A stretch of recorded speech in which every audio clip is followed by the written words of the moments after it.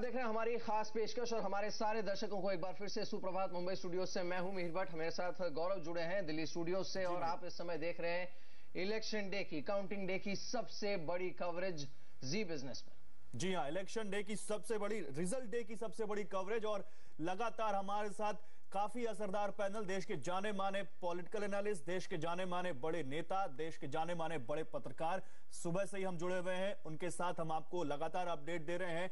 8 बजे से रुझान आने शुरू होंगे, लेकिन उससे पहले क्या हो सकती है तस्वीर, क्या है तैयारियां और क्या हो सकता है रिजल्ट, ये हम लगातार चर्चा कर रहे हैं। मेरे साथ मेरे सहयोगी मिहिर भट्ट जुड़ चुके हैं मुंबई से। साथ ही बाजार की क्या चाल होगी इस पर भी हमारी नजर बनी रहेगी। मेरे साथ मेरे सहयोगी रजत भी हैं और मेरे साथ मेरे सहयोगी मृत्युंजय भी बीजेपी दफ्तर से जुड़े हुए हैं। सुधांशु मित्तल साहब है बीजेपी से, आपका बहुत स्वागत है। साथ ही साथ राकेश कपूर साहब है सीनियर जर्नलिस्ट, आपका भी बहुत स्वागत है। तो हम लगातार चर्चा कर रहे हैं मिहिर, लेकिन सबसे बड़ा सवाल है, आप जहां से बैठे हैं शायद पहली बार हो रहा है जब बाजार रिजल्ट डे के दिन खुल रहा है, क्या कुछ आपको मिल रहा है इनपुट वहां जानकारों से और क्या लगता है आज? जी हाँ, बाजार में उम्मीदें काफी बनी हुई हैं गौरव। जैसे हमने पिछले 5 सेशंस में देखा है कि इससे बड़ा इलेक्शन बाजार के लिहाज से आज तक कोई साबित नहीं हुआ है। पिछली बार काउंटिंग के दिन बाजार बंद थे और दूसरे दिन जब खुले थे बाजार तो सर्किट की मूवमेंट हुई थी। इस बार सर्किट एक्सपेक्टेड नहीं है अनलेस कोई बहुत बड़ा अपसेट हो। लेकिन एक चीज है, अगर उम्मीद पर नतीजे खरे उतरते हैं और वाकई लैंडस्लाइड विक्ट्री होती है एनडीए की, तो फिर इस बाजार की चाल यहां से और ऊपर निकलेगी। लेकिन हमारे साथ हमारे जानकार सारे बने हुए हैं और मृत्युंजय बीजेपी हेडक्वार्टर्स पर हैं, उनसे सबसे पहले एक राय ले लेते हैं, एक व्यू ले लेते हैं। मृत्युंजय, आप इस समय इस देश का जो सबसे बड़ा हॉटस्पॉट है यानी बीजेपी का मुख्यालय, वहां पर मौजूद है। 10 साल के बाद बीजेपी और एनडीए लौटने वाले हैं सत्ता में, एंड व्हाट अ कमबैक। जिस तरह का रुझान है, जिस तरह के 1 घंटे बाद तो खैर रुझान आना शुरू हो जाएगा, लेकिन जिस तरह के संकेत हैं, पूरी तैयारियां हो चुकी हैं बीजेपी हेडक्वार्टर्स में सेलिब्रेशंस की। तौर पे भीड़ यहाँ पे तैयारियां जोरों पर है, कार्यकर्ता जुटने लगे हैं और मीडिया का जमावड़ा है यहाँ पर। और अगर आप कह सकते हैं कि एग्जिट पोल के बाद बीजेपी इस बात को लेकर पूरी तरह से कॉन्फिडेंट है कि अब उनकी सरकार निश्चित तौर पे यहाँ पर बन रही है और उसी उत्साह में यहाँ पर तैयारियां भी की गई है। आप भारी मात्रा में यहाँ पर लड्डू बनकर तैयार है। आप देख सकते हैं कि बड़ी स्क्रीन यहाँ पर लगाई गई है आप नतीजों के लिए और यहाँ पर सारे रिजल्ट आप देख सकते हैं। तो पूरी तैयारियां हैं। तमाम जो बीजेपी के कार्यकर्ता है वो बीजेपी दफ्तर में जुटने शुरू हो गए हैं। मीडिया का जमावड़ा है, अब से कुछ ही देर में काउंटिंग शुरू होगी, उसके बाद रुझान आएंगे। लेकिन निश्चित तौर पर एग्जिट पोल के नतीजे के बाद बीजेपी का जो कॉन्फिडेंस है वो काफी हाई है। और ऐसे में आप दफ्तर से जुड़े हैं, उसी दफ्तर के एक बड़े नेता सुधांशु मित्तल साहब हमारे साथ स्टूडियो में मौजूद है। सुधांशु साहब, सरकार किसकी बन रही है और एग्जिट पोल नतीजों में तब्दील होते ही नहीं, कुछ देर में पता चल जाएगा, लेकिन फिलहाल आपकी क्या एक्सपेक्टेशंस हैं और पर्सनली और पार्टी लेवल पर कितनी सीटें दे रहे हैं आज आप? जहां तक उम्मीद का सवाल है, ये स्वाभाविक है कि भाजपा और एनडीए गठबंधन जो है उसको सफलता मिलेगी। हम उम्मीद करते हैं कि हमें बहुमत मिलेगा। बहुमत मिलेगा, बिल्कुल मिलेगा। और जिस तरह पूरे चुनाव में जी ये सुशासन बनाम कुशासन का एक चुनाव बन गया था और 2 व्यक्तित्वों का बन गया था, नरेंद्र मोदी बनाम राहुल गांधी। उसमें जो मोदी जी के लिए और भाजपा के लिए, एनडीए के लिए मिला है, उसको देख के उम्मीदें तो है। लेकिन सुधांशु साहब, लगातार 2 एग्जिट पोल भी ये उम्मीदें बांध रहे थे और ये उम्मीदें तब्दील नहीं हुई सच्चाई में। इस बार क्या आपको अलग दिखता है? देखिए, पुराने अनुभव के आधार पर ही जो सारी बातें कही जा रही है, आपने देखा होगा थोड़ी सी गार्डेड बातें करी जा रही है। कोई बहुत अभी से ये नहीं हो रहा कि हाँ हम तो जीत गए, क्योंकि कुछ भी हो सकता है। जनता की जब अदालत में जाते हैं तो जनता जनार्दन है, उसके फैसले का इंतजार करना चाहिए। चलिए, जनता की अदालत में तो कांग्रेस भी गई थी, आखिर कांग्रेस से कहां चूक रह गई ये भी बात करेंगे। हमारे साथ कांग्रेस से आलोक शर्मा जी जुड़ चुके हैं। शर्मा साहब, स्वागत है जी बिजनेस पर। लगातार हम अपने दर्शकों को सबसे बड़ी इस कवरेज में बात कर रहे हैं रिजल्ट डे पर, और आप बताइए, कांग्रेस, जैसा कि एग्जिट पोल बता रहे हैं कि कांग्रेस का शायद सबसे खराब प्रदर्शन रहने वाला है चुनाव में, कांग्रेस को क्या लगता है कहां चूक रह गई? देखिए, जहां तक प्रदर्शन की बात है, अभी मैं कहूंगा कि भाई बहुत जल्दबाजी होगी अभी कहने में। जैसे जैसे नतीजे आएंगे प्रदर्शन संदीप दीक्षित तो पहले कह चुके हैं आपसे बड़े नेता कमी रह गई। नहीं, ऐसा नहीं है। देखिए, चुनाव लड़ा जाता है तो कमियां भी रहती हैं, और 10 साल का एंटी इनकम्बेंसी भी कहीं ना कहीं हमारे साथ था। लेकिन उसके बावजूद मुझे उम्मीद है कि मीडिया जिस तरह से और एग्जिट पोल जिस तरह से दिखा रहे हैं, हम कहीं ना कहीं उनसे बेहतर प्रदर्शन करेंगे। जी, तो कहीं ना कहीं लेकिन बेहतर प्रदर्शन की बात, आप आलोक जी, आपने बेहतर प्रदर्शन की बात की, लेकिन पिछले कुछ दिनों में कुछ कांग्रेसी नेताओं के ही बयान जिस तरह के आए हैं, अगर उसे मैं फिर से एक बार दोहराऊं आपके सामने, 2 दिन पहले सलमान खुर्शीद साहब ने यह कहा कि हमारी तो ये टेंडेंसी है ही नहीं कि हम जीतने वाले उम्मीदवार को बतौर पीएम घोषित कर दें। तो क्या वो ये कहने की कोशिश कर रहे थे कि राहुल गांधी जीतने वाले उम्मीदवार नहीं थे और इसलिए हमने इन्हें पीएम के तौर पे प्रमोट किया? दूसरी चीज, दूसरा बयान जो आया था वो ये था कि हाँ, कुछ गलतियां हमसे हुई हैं। खुद राहुल गांधी साहब ने भी कहा था कुछ गलतियां हुई हैं। शरद पवार साहब ने एक दिन पहले ये कहा कि अगर करारी हार होती है यूपीए की तो इसके लिए कांग्रेस खुद सबसे बड़ी जिम्मेदार होगी, और हम सब जानते हैं कि कुछ फोन उनकी तरफ से घूमना शुरू हो गया है एनडीए के कुछ घटक दलों में। कैसे देख रहे हैं आप इस पूरे घटनाक्रम को? क्योंकि ये कहना ठीक है कि मीडिया में जो चल रहा है उतना बुरा प्रदर्शन नहीं होगा, लेकिन दैट डजंट जस्टिफाई एक बुरा परफॉर्मेंस जो पिछले 10 साल से देखने को मिला, और ये लोगों का कहना है।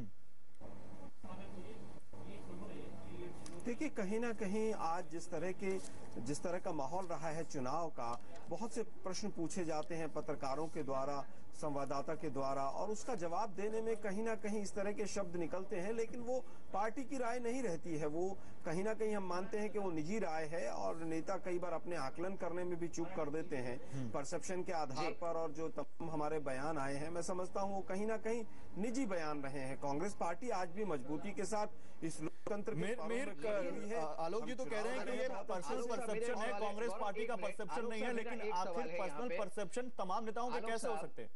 ये बड़ा सवाल है। हमारे साथ राकेश कपूर साहब हैं, सीनियर जर्नलिस्ट हैं। कपूर साहब, आपसे मेरा सवाल है, क्या आप वाकई मानते हैं कि इस बार के एग्जिट पोल नतीजों में तब्दील हो रहे हैं, या इस बार भी एग्जिट पोल से नतीजे डिफर होंगे? देखिए, बड़ी स्पष्ट बात है, जिन लोगों ने चुनाव देखे हैं पिछले, और जो इस भारत के चुनावों का इतिहास समझते हैं, एक हाई स्कूल का विद्यार्थी भी ये जानता है कि जब चुनाव में किसी एक व्यक्ति विशेष के खिलाफ सारी पार्टियां लग जाएं तो उसका परिणाम क्या आ सकता है। ये चुनाव नहीं हुए हैं वास्तव में, मैं आपके स्टूडियो में कई बार कह चुका हूँ, ये चुनाव नहीं हुए हैं, ये विद्रोह हुआ है। अच्छा, ये कांग्रेस के शासन के खिलाफ ये विद्रोह है, कांग्रेस की राजनीति के खिलाफ, यूपीए की राजनीति के खिलाफ ये विद्रोह है। बहुत सारी चीजें जो है इकट्ठा हो गई हैं जी, बहुत सारी चीजें, उसमें सुशासन है, उसमें भ्रष्टाचार है, मतलब भ्रष्टाचार के खिलाफ, कुशासन के खिलाफ, उसमें जो है पारिवारिक जो एक अंदाज है राजनीति का उसके खिलाफ। मतलब आप कह रहे हैं कि कांग्रेस के खिलाफ गुस्सा है ये, जो कहीं ना कहीं एग्जिट पोल को नतीजों में तब्दील कर रहा है। ये जो चुनाव है ये सिर्फ ये सरकार ही नहीं बदलेंगे। एक मिनट मुझे दे सकते, सिर्फ सरकार ही बदलने नहीं जा रहे हैं। और ये मैं अभी चुनाव नतीजे आने से पहले ये कह सकता हूं पूरे विश्वास के साथ, ये देश की राजनीति की धारा भी बदलने जा रहा है। देश की राजनीति की धारा भी बदलने जा रहा है। सुधांशु जी, ये बड़ा सवाल है, और 2 तर्क आ रहे हैं यहाँ पर। एक तर्क ये आ रहा है, जैसा कि कहा जा रहा है कि मोदी वेव है, लेकिन दूसरा तर्क ये कहा जा रहा है मोदी वेव नहीं है, सरकार के खिलाफ गुस्सा है। बीजेपी इसमें से किस तर्क को मानती है? इसमें दोनों चीजें हैं, जनता का आक्रोश और जनता की आशा, ये दोनों एक साथ चली है। कुशासन के खिलाफ आक्रोश, बहुत आक्रोश है, और उतना ही आकर्षण और आशा मोदी जी के नेतृत्व को लेके है। तो ये जिसको कहते हैं कि आप 0 से नहीं चालू हुए हैं, ये -100 तो गई कांग्रेस और +100 गए मोदी जी। तो ये जो गैप इस समय आपको इतना दिख रहा है, ये इसलिए है कि दोनों चीजें एक साथ हुई। राकेश जी ने बहुत सही बात करी कि बहुत आक्रोशित थी जनता, महंगाई और भ्रष्टाचार, इनको मैं मुख्य कारण मानता हूं। एक लोगों के दिमाग में आ गया था कि ये देश में इस समय व्यवस्था नाम की कोई चीज नहीं बची है, शासन नाम की कोई चीज नहीं बची है, सिर्फ भ्रष्टाचार बचा हुआ है। और महंगाई ने हर व्यक्ति को इस बुरी तरह से त्रस्त कर दिया कि उसके मुंह से ये निकल रहा था कि किसी तरह पिंड छुड़ाओ। तो एक तरफ ये था, दूसरा ही मोदी जी के नेतृत्व से उसको आशा बहुत दिख रही है। उसको लग रहा है कि ये व्यक्तित्व अगर जो होगा राजनीति में हमारा नेतृत्व करेगा तो इससे हमारी दशा बदलेगी, दिशा बदलेगी, व्यवस्था बदलेगी, जैसे इन्होंने कहा। क्यों? उसको लगता है कि विकास आएगा, एक अच्छा शासन आएगा, एक भ्रष्टाचार रहित माहौल बनेगा। तो ये दोनों चीजें जब एक साथ हो जाती हैं तो फिर जो उम्मीदें हमारी वो स्वाभाविक है। सही, बिल्कुल सही। जी बिल्कुल। आलोक शर्मा हमारे साथ बने हुए हैं। आलोक, मेरा अगला सवाल आपके लिए है। दो चीजें, एक तो जिस तरह से अब ये ऑलरेडी एक जिसे कहते हैं डिफेंस मैकेनिज्म कांग्रेस का एक्टिवेट हो गया है, इस तरह के बयान आने लगे हैं कि ये कलेक्टिव रिस्पांसिबिलिटी होती है। वो बयान भी आया था कि जो सरकार को मत मिला है, सरकार ने जो काम किया उस पर लोगों ने वोट डाले हैं, ना कि राहुल गांधी के नाम पर। अगर यही राहुल गांधी जीत रहे होते तो फिर ये कहा जाता कि राहुल गांधी की वजह से आज यूपी की स्थिति बेहतर है। तो ये हर बार जब अच्छा हो कुछ तो उसका क्रेडिट गांधी फैमिली को दिया जाए, कुछ बुरा हो तो उसका ठीकरा सरकार के सर फोड़ दो, या फिर जो उस समय के पदाधिकारी थे उनके सर पे फोड़ दो। यहां तक कि राहुल गांधी फेयरवेल डिनर में भी नहीं जाते हैं। ये चीजें क्या कन्वे करती हैं? आलोक जी। आलोक, ये सवाल आपके लिए, आलोक शर्मा जी। जी, आवाज आ रही है? आलोक शर्मा जी, मेरा सवाल आपके लिए था और वो ये था कि हर बार जब कभी पार्टी का प्रदर्शन बुरा होता है तो कलेक्टिव रिस्पांसिबिलिटी होती है, लेकिन जीत का श्रेय गांधी परिवार को दिया जाता है, राहुल गांधी को दिया जाता है। ये कब तक चलेगा आखिर? क्योंकि इससे जो कांग्रेस के कैडर हैं उसमें कहीं ना कहीं अब डिस्कंफर्ट दिख रहा है इस बार। देखिए, पहले आवाज नहीं आ रही थी, मैं प्रश्न नहीं सुन पाया था आपका, लेकिन जहां तक बात, देखिए एक चुनाव जब होता है, चुनाव में पार्टी लड़ती है, पार्टी का पूरा काडर लड़ता है, पार्टी का तमाम जो कार्यकर्ता है, वोटर है, वो जाकर बूथ लेवल तक लड़ता है। तो कोई भी परिस्थिति रहे, हार जीत रहे, मैं समझता हूं पार्टी को कलेक्टिव रिस्पांसिबिलिटी लेनी चाहिए। और इस बार भी आप ऐसा मानकर नहीं चले कि कांग्रेस पार्टी कहीं पूरी तरह से परास्त होने जा रही है। हम लोग पूरी तरह से टक्कर देने वाले हैं। अभी आप 3 घंटे बाद जिस तरह के तमाम नतीजे देखेंगे, मैं समझता हूं जो भी नतीजा आएगा वो पूरी पार्टी के लिए हो। कलेक्टिव रिस्पांसिबिलिटी के साथ हम अगले नए अध्याय की तरफ बढ़ेंगे। आलोक जी, क्या यही माकन जी ने कल मीटिंग में कहा है? कल अजय माकन ने जो स्पोक्स पर्सन की मीटिंग ली, क्या उसमें यही कहा गया है कि कलेक्टिव रिस्पांसिबिलिटी की बात करनी है? क्योंकि पूरा देश जानता है कि इस बार पर्सनालिटी सेंट्रिक इलेक्शन हुए हैं और कांग्रेस ने through the campaign Rahul Gandhi को सबसे आगे रखा है। देखिए, ऐसा नहीं है। हमारे बाकी मैडम सोनिया जी भी पूरा कैंपेन में रही हैं, और जहां तक हिंदुस्तान के लोकतंत्र की बात है, ये कहीं ना कहीं अभी भी जिस तरह का जो पार्लियामेंट्री सिस्टम है वो हमारी यहाँ प्रेसिडेंशियल फॉर्म में नहीं कन्वर्ट हुआ है। इस तरह से भाजपा ने इसको व्यक्ति आधारित बनाया है। ये आज के वर्तमान जो हमारा लोकतंत्र का ट्रांजिशन फेज है उसके लिए बहुत खतरनाक है। मैं समझता हूं पूरी तरह से पार्टी चुनाव लड़ती है, पार्टी की विचारधारा चुनाव लड़ती है, पार्टी की नीतियां चुनाव लड़ती है। शोभा ओझा कुछ कह रही थी, क्या कह रही थी वो बताएंगे आपको, लेकिन जैसा कि यहाँ पर आलोक जी कह रहे हैं कि प्रेसिडेंशियल फॉर्म में नहीं कन्वर्ट हुआ है हमारे यहाँ का इलेक्शन। ये बड़ा आरोप लगता रहा सुधांशु जी कि आप लोगों ने पर्सनालिटी सेंट्रिक पूरा इलेक्शन कर दिया, और जो कि लोकतंत्र में सांसद चुनते थे प्रधानमंत्री, इस बार बीजेपी ने पहले प्रधानमंत्री चुनकर लोगों के बीच भेज दिया। सुधांशु जी, कोई भी राजनीतिक संगठन जब चुनाव में जाता है तो वो जीतने के लिए जाता है, और जीतने में जो चीज सबसे ज्यादा लोकप्रिय लोगों के बीच में होती है वो सामने रखता है। ये स्वाभाविक था कि लोगों में नरेंद्र मोदी जी की 360 डिग्री की जो विश्वसनीयता थी उसका सबसे ज्यादा आकर्षण था। और जिस तरह चुनाव हुआ, जिस तरह पूरा कैंपेन हुआ, उसमें ये स्पष्ट हो गया कि लोगों में इस समय मोदी सेंट्रिक एक आशा की किरण बनी हुई है। और उसका कारण है, देखिए मोदी जी की 3 विश्वसनीयताएं हैं। एक है उनकी प्रशासनिक विश्वसनीयता, जिसमें विकास आ जाता है, जिसमें एक अच्छी प्रशासनिक व्यवस्था जो उन्होंने गुजरात में देके दिखाई वो आ जाती है। दूसरी आती है चारित्रिक विश्वसनीयता, कि ईमानदार हैं, कोई बैगेज नहीं है और देश के प्रति अर्पित हैं। जी नहीं, वो तो और तीसरी चीज और तीसरी एक और बस, वो है वैचारिक विश्वसनीयता। ठीक है, लोगों में बहुत आक्रोश था कि यहाँ पे सांप्रदायिकता बनाम धर्मनिरपेक्षता को लेके जो भ्रम है उसमें ये एक ऐसा। आलोक जी जवाब दीजिए इस बात का। सुधांशु जी कह रहे हैं, मीम अफजल कुछ कह रहे हैं, कांग्रेस नेता एनआई पे, पहले वो सुन लेते हैं। हमें पूरी उम्मीद है कि इस बार भी ऐसा ही होगा। सही की तैयारी तो बीजेपी ने की है, ड्रीम कैबिनेट बन गई, लड्डू बन गए, सब कुछ हो गया उधर। तो अब बीजेपी वाले बहुत जल्दी में हैं, तो देश की जनता आज फैसला कर देगी। लेकिन सर सवाल यही है कि बहुत सारी चीज़ें थी जिसको लेकर पहले से ये कहा जा रहा था कि कांग्रेस जो है उसका बॉडी लैंग्वेज जो है कहीं ना कहीं गड़बड़ हो रही थी। वो लगता है कि और एग्जिट पोल ने जो है रहा कसर भी जो है पूरा कर दिया है। ऐसा कुछ नहीं है, हमारे नेता तमाम बाकायदा मैदान में थे। मुझे नहीं मालूम कि किस तरह से ये तासुर देने की कोशिश की गई कि हम लोग जो हैं वो डिफीटिंग मूड में हैं या हारे हुए लग रहे हैं। मुझे तो ऐसा कहीं नहीं लगा। लेकिन सर परसेप्शन तो यही ऑलमोस्ट यही बना हुआ था। परसेप्शन तो बहुत दिनों से मोदी जी के बारे में बना हुआ था कि मोदी जी देश के सबसे बड़े नेता बन गए और उसके अंदर मीडिया के एक हिस्से का भी बहुत बड़ा रोल है। ठीक है, मीडिया के हिस्से का बहुत बड़ा रोल। कांग्रेस अभी शायद डिनायल मोड में। लेकिन सुधांशु साहब, मेरा अगला सवाल आपके लिए है। मैं यहाँ पर मुंबई में काफी बड़े बड़े जो मार्केट के इन्वेस्टर्स हैं, स्टॉक मार्केट के या कॉर्पोरेट, उनसे बात करते रहा हूं और उन सबको बस एक चीज को लेकर नर्वसनेस है कि शायद जो सेलिब्रेशंस हैं एनडीए के खेमे में वो समय से थोड़े पहले शुरू नहीं हो गए हों। पिछले 2 एग्जिट पोल्स की टेंडेंसी थी कि बीजेपी को थोड़ी एज या फिर एनडीए को थोड़ी एज हमेशा मिलती है। तो ये जो तैयारियां बीजेपी में चल रही हैं वो अपनी जगह सही है, लेकिन जो बैठकों का दौर चल रहा है, मिनिस्टर्स के नाम पर डिबेट चल रहा है, क्या ये थोड़ा समय से पहले नहीं है? ये जो आप कह रहे हैं ना कि मिनिस्टर्स के नाम पे डिबेट चल रहा है और सरकार का स्वरूप अभी से तैयार हो गया, ये सब काल्पनिक चीजें हैं। आप मुझे बताइए, जब तक यही ना पता हो कि जीता कौन, तब तक क्या हो जाएगा?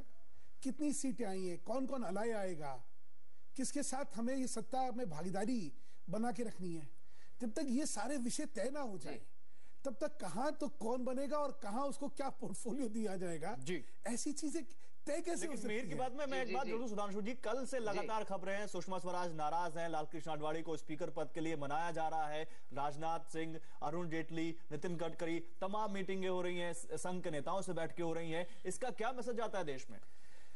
देखिए, इतनी बड़ी चुनाव की व्यवस्था के बाद आपस में मंत्रणा और जो अपने मूल्यांकन है उनके बाद आगे क्या क्या स्थिति हो सकती है, इसके बारे में मंत्रणा होना स्वाभाविक है।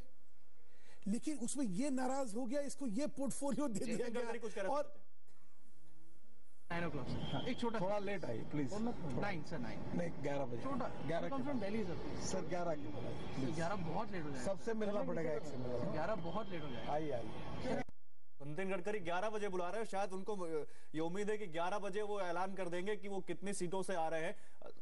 सुधांशु जी, लेकिन सवाल मेरा जो आपसे पूछा था जवाब आधा रह गया था, क्या वाकई संगठन में एकजुटता नहीं? मेरा सवाल ये था। मतलब ये मैंने कहा ना कि ये काल्पनिक चीजें इस समय अब मसाले की तरह अच्छी लगेंगी, लेकिन इसमें कोई सत्यता नहीं है। सत्यता इसलिए नहीं है क्योंकि सब लोग एक मिलजुल के लड़े हैं चुनाव। कपूर साहब, इसमें सत्यता नहीं है जैसे सुधांशु जी कह रहे हैं? नहीं, देखिए ना, आप सोचिए, गौर से सोचिए, ये सब बीजेपी में क्यों हो रहा है, कांग्रेस में क्यों नहीं हो रहा है? क्योंकि उनकी सरकार नहीं आने वाली। एग्जिट पोल ये बता रहे हैं, पोर्टफोलियो किसको क्या मिलना है, इस पे बात हो रही है। लेकिन इसका ये नतीजा निकाल लेना कि उस पार्टी के भीतर जो है अंतर्द्वंद है, हो सकता है विरोधाभास हो कुछ चीजों पर जो सहमति बनाने की कोशिश की जाए। ये तो सत्य है कि लालकृष्ण आडवाणी देश के भूतपूर्व उप प्रधानमंत्री हैं, लालकृष्ण आडवाणी भाजपा के सर्वोच्च नेता हैं, अभी तक रहे हैं, सबसे वरिष्ठतम नेता हैं, तो उनके कद के लिहाज से, उनके राजनीतिक अनुभव के लिहाज से उनको कोई स्थान तो दिया जाएगा। लेकिन ये भी सत्य है कि ये अगर भाजपा चुनाव जीतती है तो वो निश्चित रूप से नरेंद्र मोदी के नेतृत्व में ही जीतती है, नरेंद्र मोदी के नायकत्व में ही जीतती है। इसलिए उनके ऊपर कोई व्यक्ति सरकार में रहे असंभव। इसलिए जितने भी वरिष्ठ नेता हैं उनको इसलिए कहीं ना कहीं वरिष्ठ नेता इस बात से नाराज हैं कि नरेंद्र मोदी की सरकार में आखिर नीचे कैसे रहेंगे। कपूर साहब, मैं आऊंगा आपके पास। नहीं लगता कि नाराजगी नहीं है ये। नाराजगी नहीं है। अब आप सोचें, अगर कांग्रेस में कांग्रेस जीतती है तो राहुल गांधी के नीचे सोनिया गांधी। चलिए इस बात पे हम चर्चा करेंगे। लेकिन अमरीश सक्सेना साहब हमारे साथ हैं, सीनियर जर्नलिस्ट हैं, आप दिल्ली स्टूडियो में मौजूद हैं। अमरीश साहब, आपका बहुत स्वागत है जी बिजनेस पर। हम लगातार बात कर रहे हैं आने वाले रुझानों और नतीजों पर, क्या हो सकता है। एग्जिट पोल में तो एनडीए की सरकार दिख रही है, आपका आकलन क्या कहता है और उसके बाद बनने वाली जो तस्वीर है उस पर आप क्या कहेंगे? नहीं, मेरा आकलन भी वही है जो सभी का आकलन है कि इन एनी केस बीजेपी और एनडीए की मेजोरिटी तो आने ही वाली है। अब तो सिर्फ जो आकलन हमारा है वो इस बात पर, जो असेसमेंट हमें करना है इस बात पे है कि कितनी सीट्स आती हैं। एग्जिट पोल के जो नतीजे हैं उनकी भी एवरेजिंग करें तो हर हालत में मेजोरिटी तो एनडीए को मिलती दिखाई दे रही है। तो अब सिर्फ यह है कि कितनी सीट्स आएंगी बीजेपी की, कौन कौन एलाइज होंगे, उन एलाइज की कितनी स्ट्रेंथ होगी और आने वाली सरकार का स्वरूप क्या होगा और उसकी प्राथमिकताएं क्या होंगी। अब तो मुख्य रूप से हमारी सारी बात इसी पे केंद्रित है और जहां तक जीत और हार का सवाल है वो काफी हद तक डिसाइड हो चुका है और कांग्रेस ने तो चुनाव में आने से काफी पहले ही अपनी डिफीट एक्सेप्ट कर ली थी और जो जो मतदान हुआ और अब परिणाम का दिन आ गया है, कांग्रेस ने ऑलमोस्ट अपनी डिफीट को स्वीकार कर लिया है। जो उनके जिस तरह के उनके हाव भाव हैं और जो संकेत हैं उससे वो साफ दिखाई देता है। जी बिल्कुल। चलिए, इस बीच वसुंधरा राजे सिंधिया ने क्या कहा ये सुनते हैं और उसके बाद चलेंगे दिल्ली इलेक्शन वॉर रूम जहां पर असीम घोष हमारे साथ जुड़ने वाला है। पहले सुनते हैं वसुंधरा राजे ने क्या कहा। मैं हमेशा जब भी जाती हूँ वहाँ इतना ही कहने जाती हूँ कि बस अब आपके शरण में है, देखते क्या होता है और मुझे विश्वास है कि अच्छा होगा। चीफ ऑफ ब्यूरो और इस वक्त दिल्ली इलेक्शन रूम में असीम घोष हमारे साथ जुड़े हुए हैं। असीम, आपसे जानना चाहेंगे, बताइए हमारे दर्शकों को कि वॉर रूम में क्या कुछ तैयारियां हैं। गौरव, देखिए वॉर रूम इस तरह अभी फिलहाल पूरी तरह से बजिंग है। 1 महीने से ज्यादा चला ये इलेक्शन, बहुत नीटली और कॉन्टेस्टली फॉटेड इलेक्शन है। तो हमारा जो वॉर रूम है वो इलेक्शन रिजल्ट्स के एंटिसिपेशन में बिल्कुल तैयार है, पूरी तरह से मुस्तैद है। आइए मैं आपको वॉर रूम का जायजा दिलाता हूँ और बात करते हैं कुछ ऐसे लोगों से जो की पोजीशंस पे है इस वॉर रूम में और इंतजार कर रहे हैं कि कब इलेक्शन रिजल्ट आने शुरू होंगे। सुभाष से बात करते हैं। सुभाष, आप बताइए किस तरह की तैयारी है, रिजल्ट आने वाले हैं? बिल्कुल, हमारे पूरे साथी हर मोर्चे बिल्कुल तैनात हैं।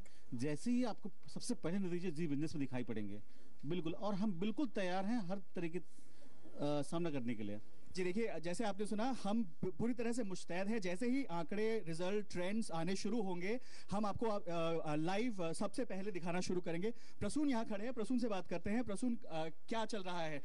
रिजल्ट्स जब आने शुरू होंगे किस तरह से जी बिजनेस अपने दर्शकों को सबसे पहले रिजल्ट दिखाएगा? आसिम, जैसे आप कह रहे हो हम बिल्कुल तैयार हैं, हमारा रनडाउन बिल्कुल सेट हो चुका है, बस हम वेट कर रहे हैं।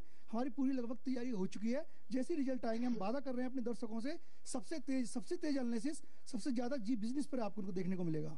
चलिए प्रसून, अब क्योंकि जी बिजनेस आपको मार्केट्स का हाल भी बताता है, ये भी बताता है कि रिजल्ट्स के जो आंकड़े आने वाले हैं या जो ट्रेंड्स आने वाले हैं उसका मार्केट पे कैसा असर पड़ेगा, तो हम अपनी स्टॉक्स टीम की तरफ चलते हैं और उनसे बात करते हैं। ये जानने की कोशिश करते हैं कि किस तरह की तैयारी है उनकी, किस तरह से वो इन आंकड़ों को देखेंगे, इन ट्रेंड्स को देखेंगे। यहाँ पे हमारे साथ जी स्टॉक्स की पूरी टीम मौजूद है।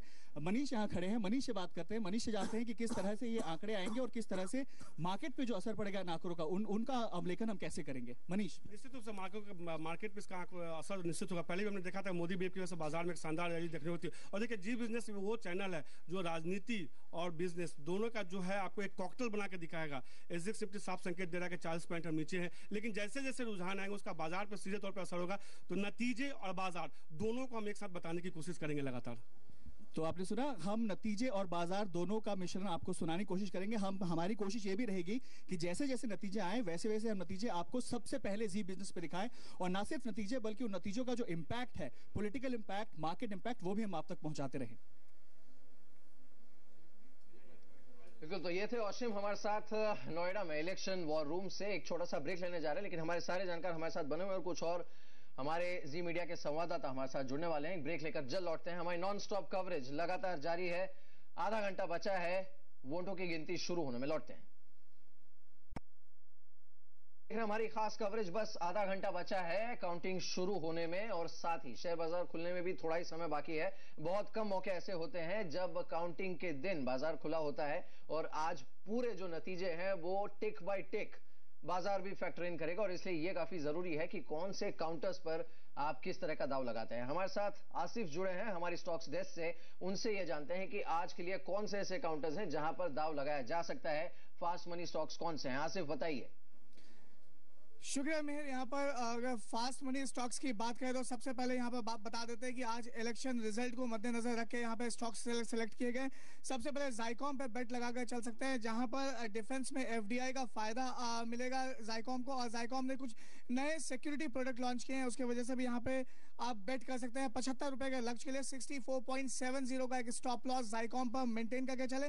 मनप्पुरम जनरल फाइनेंस नतीजे यहाँ पर काफी बेहतर है, लॉस से प्रॉफिट में है कंपनी वाई बेसिस पे, और सेल्स 42% बढ़ता हुआ दिखा। ऑपरेटिंग प्रॉफिट 219% बढ़ा। यहाँ 27 रुपए के लक्ष्य के लिए खरीदारी करके चल सकते हैं। स्टॉप लॉस रखना होगा 23 रुपए 50 पैसे का। साथ में असाई सॉन्गवॉन पे खरीदारी करके चले, जो कि गुजरात बेस्ड कंपनी है, और आज नजर रखनी होगी गुजरात बेस्ड कंपनी पर, जहां पर आप बेट करें। और वैल्यूएशंस काफी अट्रैक्टिव है। 14 का यहां पर ईपीएस और 6 के महज पी मल्टीपल पर कामकाज कर रहा है। 93 रुपीज के लक्ष्य के लिए आप खरीदारी करके चल सकते हैं। असाई सॉन्गवॉन पे 81 का स्टॉप लॉस मेंटेन करके चले। साथ में लिंकन फार्मा पे भी खरीदारी करके चले, गुजरात बेस्ड कंपनी है, इस पर भी बेट करें। और फार्मा सेक्टर्स एक डिफेंसिव सेक्टर्स भी हो जाता है, इसलिए यहाँ पर खरीदारी कर सकते हैं। वैल्यूएशंस काफी अट्रैक्टिव है। ईपीएस 9 का, वहीं पे पी मल्टीपल महज 4.7 के पी मल्टीपल पर कारोबार कर रहा है। यहाँ 50 रुपए के लक्ष्य ले बेट करें 41.7 के स्टॉप लॉस के साथ। साथ में डी लिंक पर खरीदारी करके चल सकते हैं, जहां पे एनडीए गवर्नमेंट अगर आती है तो यहाँ पर जिस तरीके से वाईफाई और पर खर्च होगा और इंटरनेट कनेक्टिविटी पे खर्च किया जाएगा, उसका फायदा डीलिंग जैसे कंपनी को मिलता हुआ दिखेगा। 35 रुपए के लक्ष्य के लिए बेट करें डीलिंग पर, और साथ में 29 रुपए का एक स्टॉप लॉस डीलिंग पर मेंटेन करके चले। Adani power Gujarat based company, फिर से यहाँ पर आप पूरे अदानी ग्रुप के स्टॉक्स पे आज नजर रखनी होगी। यहाँ पर अच्छे नतीजे भी अदानी पावर के आते हुए दिखे थे। 58 रुपीज के लक्ष्य के लिए अदानी पावर पर खरीदारी करें 54 के स्टॉप लॉस के साथ। साथ में कालिंदी रेल पर खरीदारी करके चल सकते हैं। रेलवे स्टॉक्स, यहाँ पर रेलवे पे काफी कुछ मॉडर्नाइजेशन की बात की जा रही है। कालिंदी रेल पर बेट कर सकते हैं आज के लिए 86 रुपए के लक्ष्य के लिए 79 का स्टॉप लॉस मेंटेन करके चले। आशापुरा माइन कैंप पे, यहाँ पे माइनिंग स्टॉक्स पे भी खरीदारी की सलाह दी जा रही है। यहाँ पर 65 के लक्ष्य के लिए आशापुरा माइन कैंप पे खरीदारी करके चल सकते हैं। 58.5 का स्टॉप लॉस मेंटेन करके चले। बिकवाली अरविंद लिमिटेड के काउंटर पर करके चल सकते हैं, जहां पर सेल्स अनुमान से कम बढ़ा है, प्रॉफिटेबिलिटी अनुमान से कम बढ़ता हुआ दिखा है, और रुपए में एप्रिसिएशन कहीं ना कहीं पे एक्सपोर्ट पर डेंट डालता हुआ दिखेगा। 181 रुपए के लक्ष्य के लिए अरविंद पर बिकवाली करके चले 191 के स्टॉप लॉस के साथ। साथ में गुजरात गैस, जहां पर बिकवाली करके चल सकते हैं, नतीजे खराब आए। 380 रुपए के लक्ष्य के लिए बिकवाली करे 398 के स्टॉप लॉस के साथ। जी मेहर। जी जी जी बिल्कुल, हमारे साथ आलोक शर्मा भी बने हुए हैं और बाकी सारे हमारे जो पैनलिस्ट हैं वो भी हमारे साथ मौजूद हैं। सुधांशु मित्तल साहब हैं, राकेश कपूर, अमरीश सक्सेना हमारे साथ, और साथ ही हमारे संवाददाताओं की टीम बीजेपी कांग्रेस सारे हेडक्वार्टर्स पर बनी हुई है। लेकिन फिलहाल आलोक शर्मा जी, मेरा अगला सवाल आपके लिए है। एक आरोप ही है, मैं शब्द आरोप शब्द का इस्तेमाल कर रहा हूं। यह भी लगाया जा रहा है कि कांग्रेस अभी तक एक कंस्ट्रक्टिव ऑपोजिशन की भूमिका अदा करने के मूड में नहीं आई है, और पूरी कोशिश की जाएगी कि किसी तरह से जो वर्डिक्ट आएगा इस चुनाव का, उसे तोड़ मरोड़ कर या फिर डीरेल करने की कोशिश हो, थर्ड फ्रंट की कोशिश, इस तरह के बयान भी कई आए हैं। ऐसा क्यों हो रहा है? ये जो कंस्ट्रक्टिव ऑपोजिशन की भूमिका होती है, इससे इतना परहेज क्या वाकई है कांग्रेस को, जो आरोप इस समय पॉलिटिकल सर्कल्स में लग रहे हैं? नहीं, ऐसा नहीं है। देखिए, आरोप जो है आपका पूरी तरह से बेबुनियाद है। अभी नतीजे नहीं आए हैं, जी आएंगे तो उसके बाद कौन सी भूमिका में कांग्रेस रहेगी, और जिस भी भूमिका में कांग्रेस रहेगी हम पूरी तरह से अपना जो दायित्व होगा उसको निभाएंगे। जिस तरह के आरोप आज लग रहे हैं तो मीडिया की देन है। मीडिया किसी भी तरह से चीजों को तो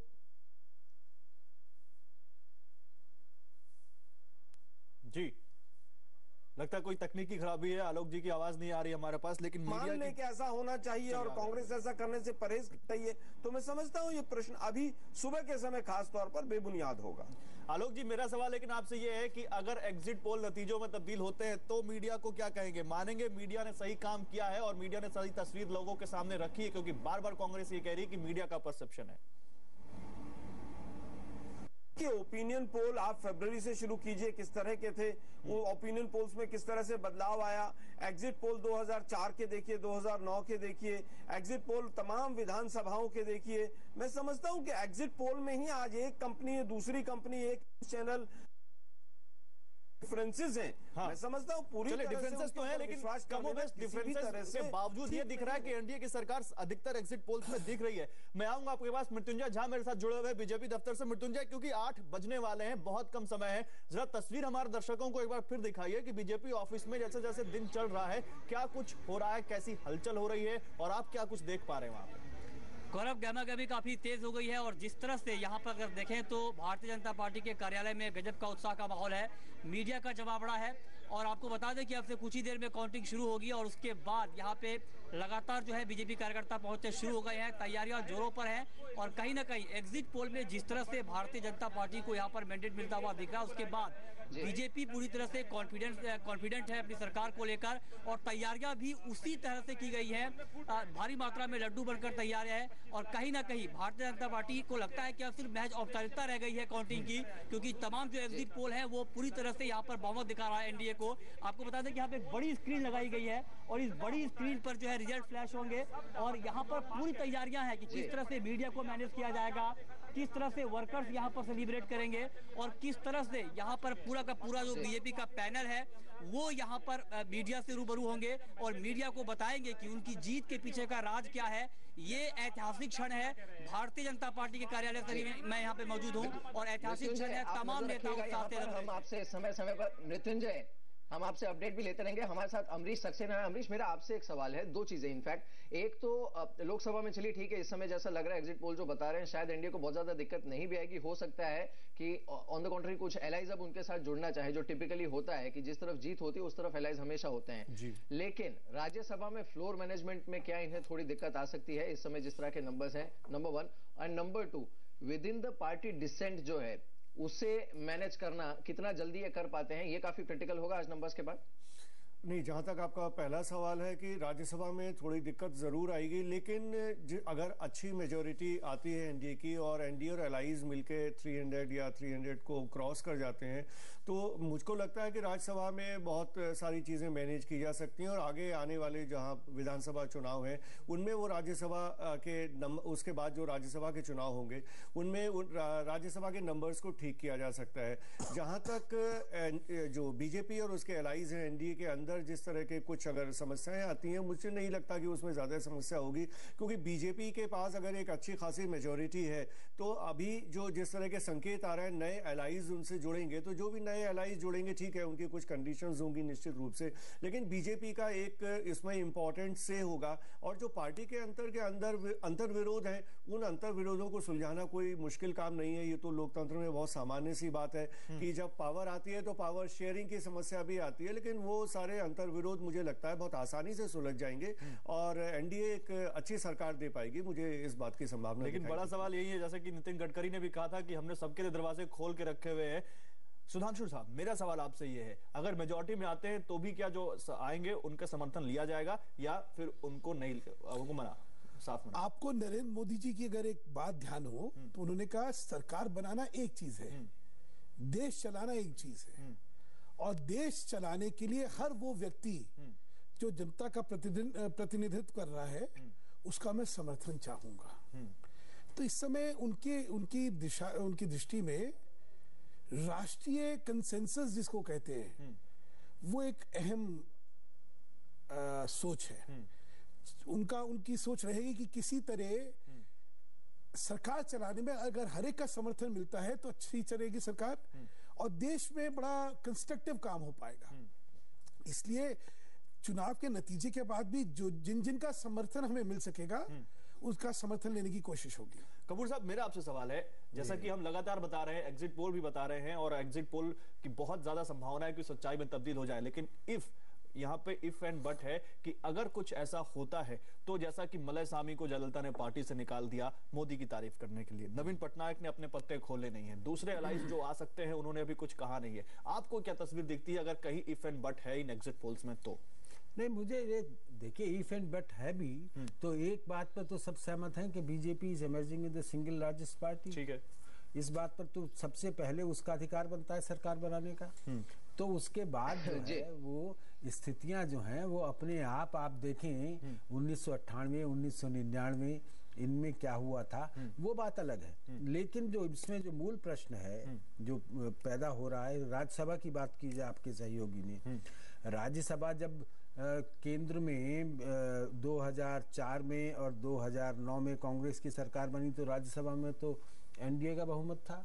तो ये तो चलता रहता है लोकतंत्र में, लेकिन लोकतंत्र में सबसे ज्यादा जो महत्वपूर्ण है कि विपक्ष में बैठा हुआ व्यक्ति भी जनता द्वारा चुना हुआ होता है, वो भी जनता का प्रतिनिधि होता है। ठीक है, इसलिए उसकी आवाज भी महत्वपूर्ण है, ये नहीं है। इसीलिए तो हम इसको संसदीय लोकतंत्र, डेमोक्रेसी में पक्ष और विपक्ष दोनों की भूमिकाएं महत्व, दोनों ही जनता के चुने हुए प्रतिनिधि हैं। मैं ये जो शब्द विपक्ष है इसकी जगह हमेशा शब्द इस्तेमाल करता हूँ प्रतिपक्ष। हाँ, प्रतिपक्ष का क्या है ये मानसिकता इस समय एक बड़ी सकारात्मक मानसिकता के साथ राजनीति होनी चाहिए। हम विपक्ष कहते ही जो है एक स्थिति पैदा करते हैं कि नहीं इसकी खिलाफत होनी चाहिए।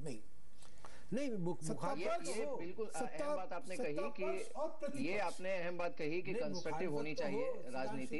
एक काम करते हैं मुंबई चलते हैं। मुंबई में काफी खास आयोजन किया गया है। मेरे साथ हमारी संवाददाता हिमाद्री मौजूद हैं और लड्डू तो खैर बने ही है। भाजपा के मुख्यालय में चाय वालों का जो एसोसिएशन है उन्होंने भी एक खास प्लानिंग करके रखी है और आज नतीजे लीड जाने के बाद जितने लोग होंगे सबको मुफ्त में चाय भी दी जाएगी। अब तो चर्चा नहीं होगी, तो चाय पे जश्न की जाएंगी। हिमाद्री बताइए। चाय वाले चाय और चाय पे चर्चा, चाय पे जी सर, यहाँ पे बता दें यहाँ पे बहुत सारी तैयारियां की गई है। यहाँ पे पहले से ही पूरे लेन में बैनर्स लगाए गए हैं, मोदी का बड़ा पोस्टर लगाया गया है, बड़ा स्क्रीन लगाया गया है यहाँ पे लोगों को नतीजे लाइव देखने के लिए।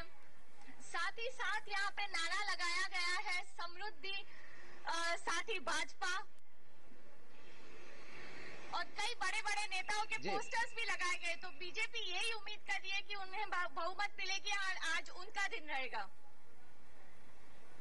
जी हाँ, बिल्कुल उनका दिन रहेगा। और इनफैक्ट गौरव, अगर हम नरेंद्र मोदी साहब का आज का कार्यक्रम भी देखें तो उन्हें भी बहुत सारे लोगों को खुश करना है। वो नतीजे घर पर देखेंगे अहमदाबाद में, लेकिन फिर वडोदरा जाएंगे, फिर हो सकता है शाम को वाराणसी भी जाए। तो उनके लिए काफी बिजी दिन है। लेकिन एक चीज मैं ऐड करना चाहूंगा गौरव की मार्केट के लिए आज का दिन काफी अहम है। आमतौर पर यह होता है कि नतीजे आने के बाद 1-2 दिन लगते हैं पूरी स्थिति क्लियर होने में कि सरकार कब तक बनेगी, कितनी मजबूत बनेगी।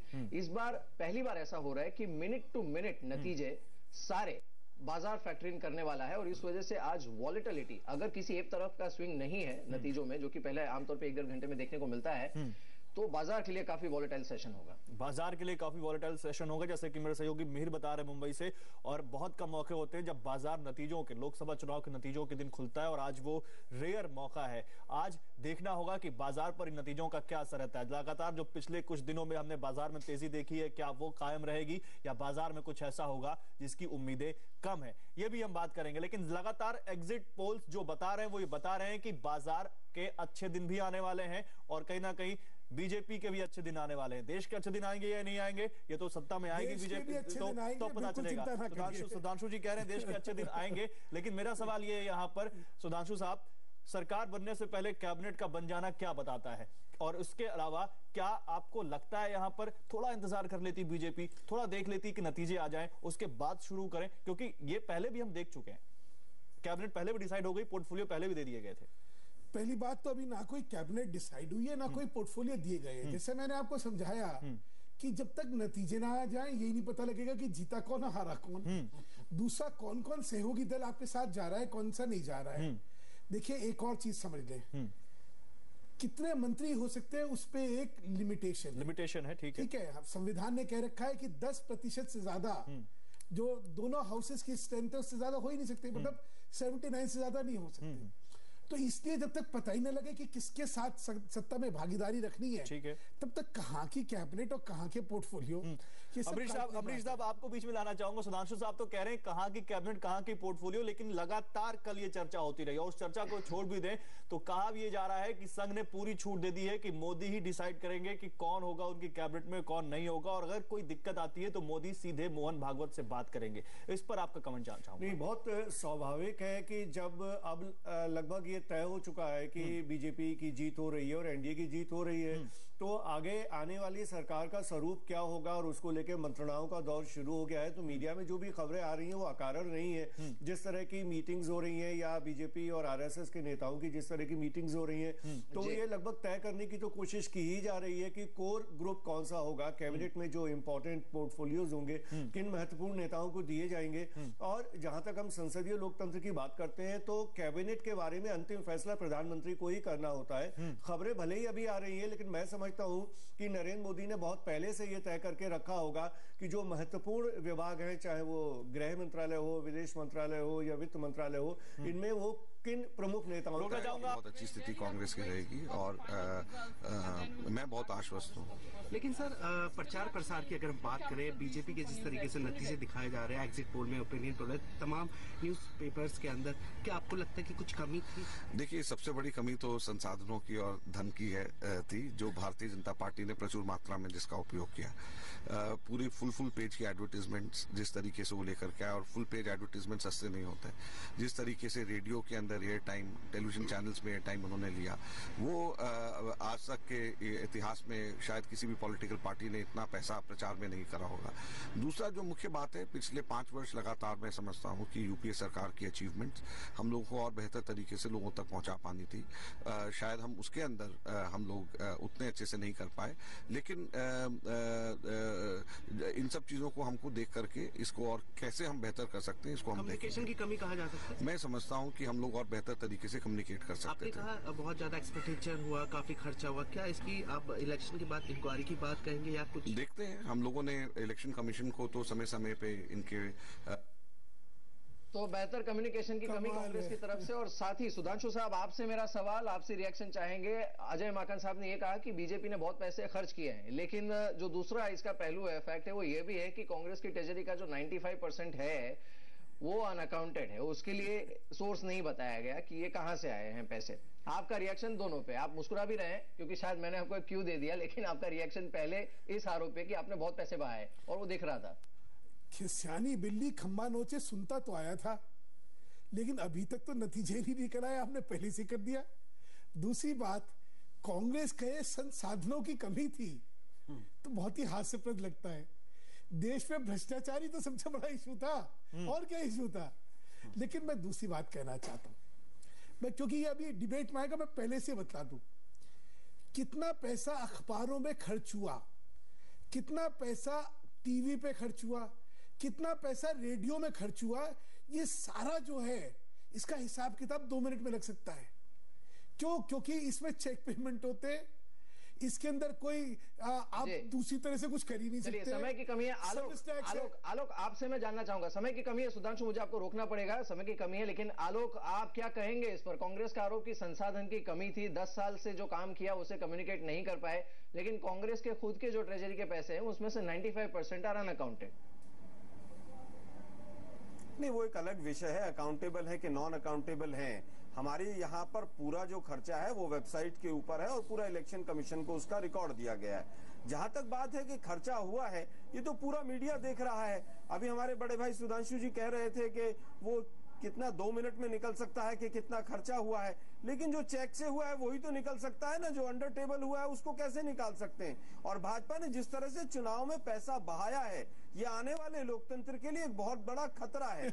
और इसी खतरे को भांपते हुए आरएसएस और तमाम इनके जो सहयोगी दल हैं वो पूरी तरह से चिंतित हैं कि अगर इस बार भी नहीं आए तो कब आएंगे और कैसे आएंगे। यहाँ सुधांशु जी हंस रहे हैं, यहाँ सुधांशु जी हंस रहे हैं। और चलिए आखिरी रिएक्शन। मुझे कह रहा है जनादेश का सम्मान करें। जनादेश जब सामने दिख रहा हो ना, तो अगर हम इस तरह की चीजें कहेंगे ना तो कहीं हम जनादेश का अपमान कर रहे हैं। चलिए बहुत छोटा सा रिएक्शन कपूर साहब आपका, हमें बस ब्रेक पे जाना है। बहुत छोटा सा मैं तो ये रिएक्शन दूंगा कि गालिब का एक शेर है कि खत लिखेंगे गरचे मतलब कुछ ना हो, और हम तो आशिक हैं तुम्हारे नाम के। चलिए बहुत मतलब बहुत शुक्रिया आपका, बहुत शुक्रिया सुधांशु साहब आपका हमारे साथ इस चर्चा में जुड़ने के लिए। अमरीश जी आपका बहुत शुक्रिया, आलोक जी आपका बहुत शुक्रिया, और राकेश साहब आपका बहुत शुक्रिया हमारे साथ इस चर्चा में शामिल होने के लिए। एक छोटे से ब्रेक के लिए रुक रहे हैं। जी बिजनेस पर ये खास coverage, mega coverage result day की लगातार जारी है। आप बने रहिए जी बिजनेस के साथ।